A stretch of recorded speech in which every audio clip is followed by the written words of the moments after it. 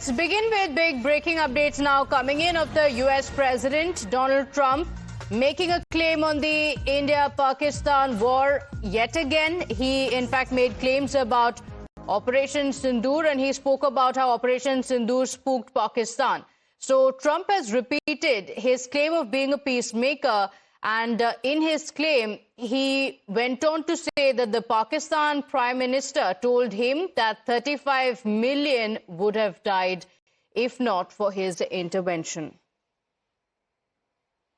We're proudly restoring safety for Americans at home, and we are also restoring security for Americans abroad. Our country has never been stronger. In my first 10 months, I ended 8 wars, including Cambodia. Isn't it funny? Sick people.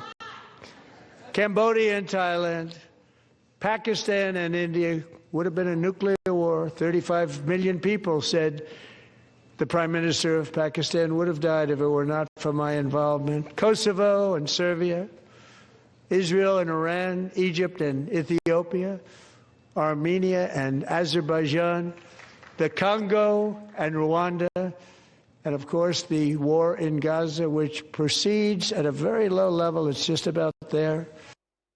So this was the State of the Union address, and the US president doubled down on his claims of stopping 8 wars, including military conflict between India and Pakistan. And he spoke about it, the American commander-in-chief, saying that Pakistan's Prime Minister Shehbaz Sharif told him that around 35 million people would have died if not for US intervention for a truce. So this is what he went on to claim in his address, going on to make a mention of India-Pakistan military conflict, and yet again going on to claim that 35 million people would have died. He claimed that this is what the Pakistan Prime Minister told him. We have Ambassador Ashok Sajanhar on the broadcast with us, and Ambassador, Donald Trump yet again making that claim, but also going on to mention what Pakistan actually wanted, going on to say that it was the Pakistan Prime Minister who told him that 35 million people would have died. Yes, indeed. Thank you very much. I think two things become quite clear, that the accounts that Mr. Trump keeps giving day after day, they keep getting more and more bizarre and more incredulous. That, first he'd mentioned 25 million, now he's made it to 35 million, now also the risk, the threat to the life of the Pakistan Prime Minister. But also it makes it very clear that India was in a very commanding position. When this 4-day conflict was going on, India was in a very dominant position, and that is why Shehbaz Sharif had to run to Donald Trump and tell him, if Donald Trump's account is to be trusted, is to be believed, even a small amount of it, that means he had gone to him, pleading with him that you please stop it, otherwise there's going to be big problems as far as not only the Pakistan populace is concerned, but also the life and security of Pakistan Prime Minister himself was also at risk and at threat.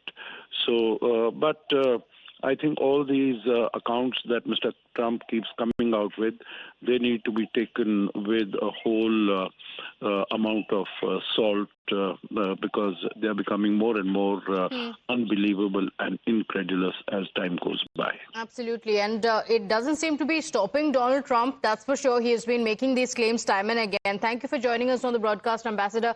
We just want to play out what Donald Trump said yet again. Listen in to what his claims were. We're proudly restoring safety for Americans at home, and we are also restoring security for Americans abroad.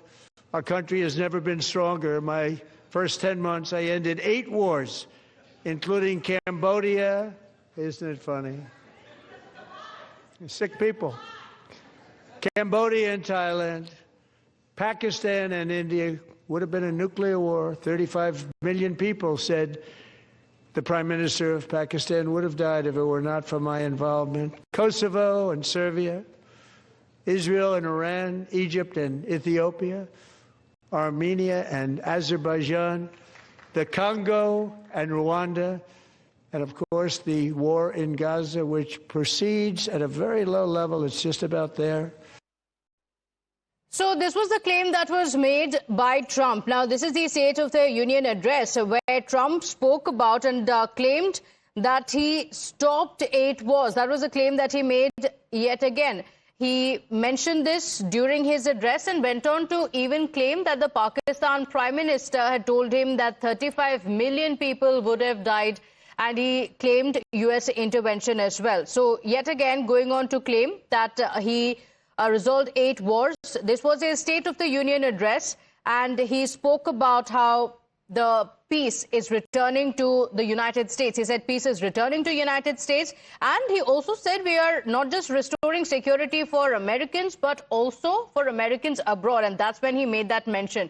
My colleague Rishab is on the broadcast with the details. Rishab, time and again Trump has been making these claims, but this time the admission also coming in that the Pakistan Prime Minister dialed him and told him that 35 million people would have died.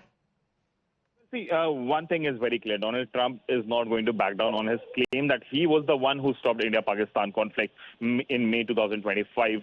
The way Operation Sindoor was going on now, Pakistani Prime Minister has been dragged in by US President, and a very clear message that India was dominating. And if things wouldn't have solved by United States, quote unquote, it would have been resulting into further more deaths in Pakistan, and including Pakistani Prime Minister. A big claim coming in from United States. Remember, in the last State of Union address that Donald Trump did, he went on to talk about how Pakistan is helping to curb terrorism in South Asia. Now, from curbing South Asian terrorism, the tone has changed, and now it looks like that after the deal that has been agreed upon between India and United States, the tone and tenor of President has changed in Washington, and now he says that if he wouldn't have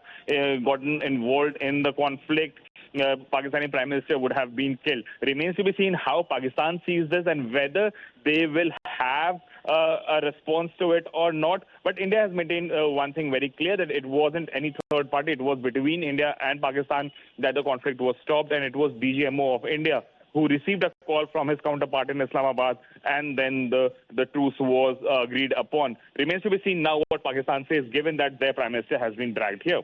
Okay, all right. So there's no stopping Trump from making these claims, but also, Rishab, India has made its stance very, very clear. No third-party intervention whatsoever. But President Trump also going on to mention that it was Pakistan that went on to say that 35 million people would have died, going on to mention that it was Pakistan that indeed wanted an end to Operation Sindoor. It went to the United States and asked for an intervention.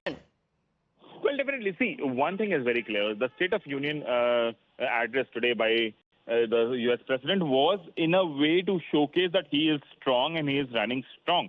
Talking about conflicts, talking about the trade, talking about Venezuela, talking about West Asia. India featured in the address, Iran featured in the address, Venezuela featured in the address. So in bid to showcase that he is the strongest president that the United States have ever had, he goes on to make certain claims. The veracity of those claims are contested worldwide, be it from India, be it from Iran or other countries as well. We have seen those claims being contested.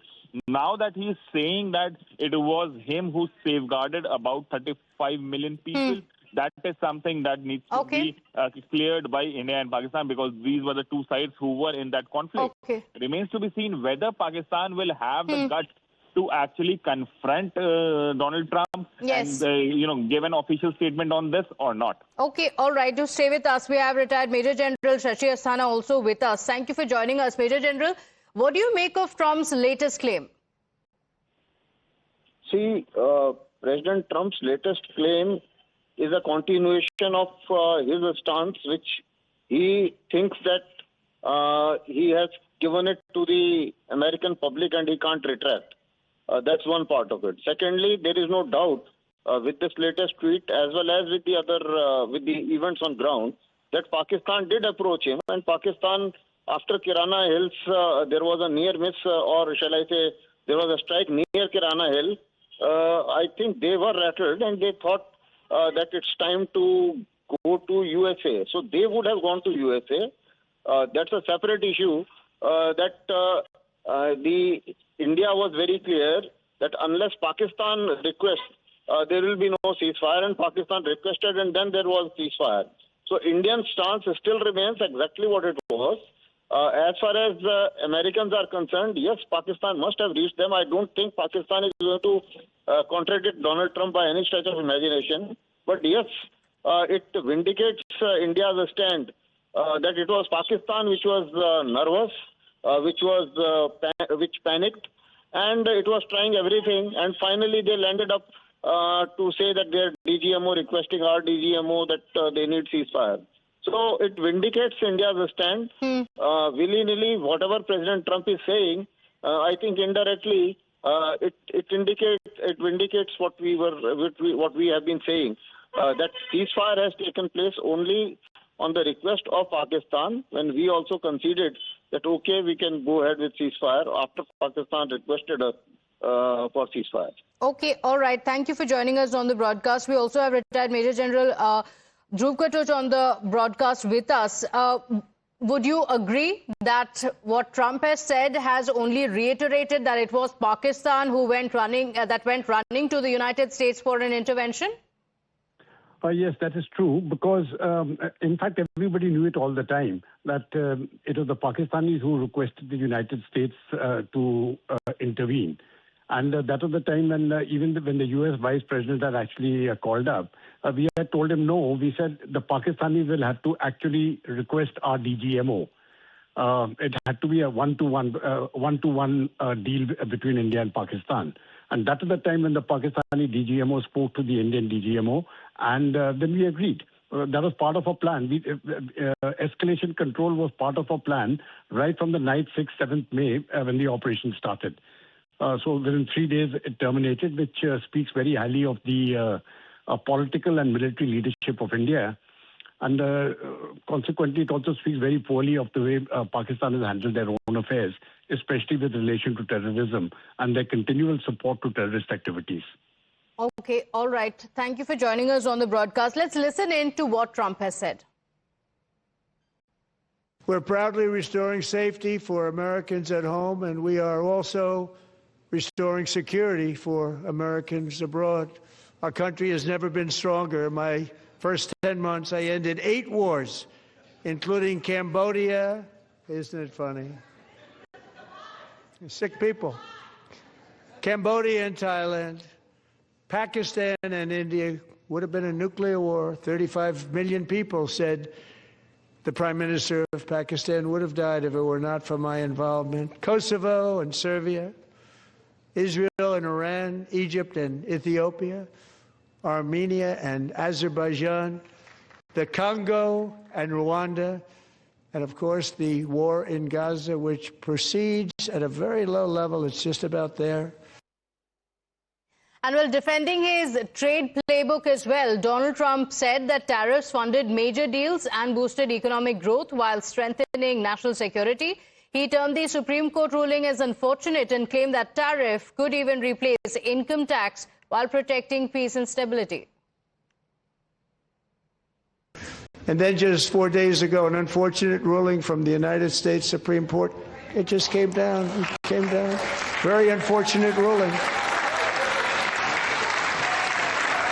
But the good news is that almost all countries and corporations want to keep the deal that they already made, right, Scott? Knowing that the legal power that I, as president, have to make a new deal could be far worse for them, and therefore they will continue to work along the same successful path that we had negotiated before the Supreme Court's unfortunate involvement. So despite the disappointing ruling, these powerful country saving. It's saving our country, the kind of money we're taking in. Peace protecting. Many of the wars I settled was because of the threat of tariffs. I wouldn't have been able to settle them without. Will remain in place under fully approved and tested alternative legal statutes. And they have been tested for a long time. So the US President Donald Trump, in his State of the Union address, going on to say that the tariffs paid by foreign countries will replace the modern-day system of income tax. That's the announcement that he went on to say, going on to say that the countries that ripped the US for years are now paying billions of dollars. And he went on to assert that tariffs will replace the modern-day system of income tax. A claim that he had also made at the beginning of his second term as well. His claim on tariff, of course, going on to say that it is going to take the burden off Americans. He also spoke about the Supreme Court ruling, going on to call it disappointing. But he went on to say that this aggressive tariff strategy that the US has is only going to continue. Senior consulting editor Shinjoy Chaudhary joins us on the broadcast. Shinjoy, is that going to be a possibility? What Trump has said is that tariffs will replace income tax for Americans. We don't know how these things will pan out because you've seen what the Supreme Court has done. It struck down the tariffs by 6-3. And of those 6 Supreme Court justices, several had been appointed by President Trump himself. So how the next tariff of 10% that and then 15% that he has applied to all countries is going to be looked at by the Supreme Court is not clear. Secondly, if you're going to replace income tax with tariff, how does that work? Because tariff technically is all on what you buy in the market, anything that is imported. So when someone does not buy anything that is imported, if that is possible in America, and actually buys only American things, does he or she not pay any income tax? Is that a question? Also, then, if someone continues to buy everything normally, then every person, whether he or she is a billionaire or below the poverty line, will they pay the same income tax? Is that something the people of America want? We'll have to see how all this works out. Okay, all right, Shinjoy, thank you for joining us with those details. Time for a short break. We'll be right back. Stay with us.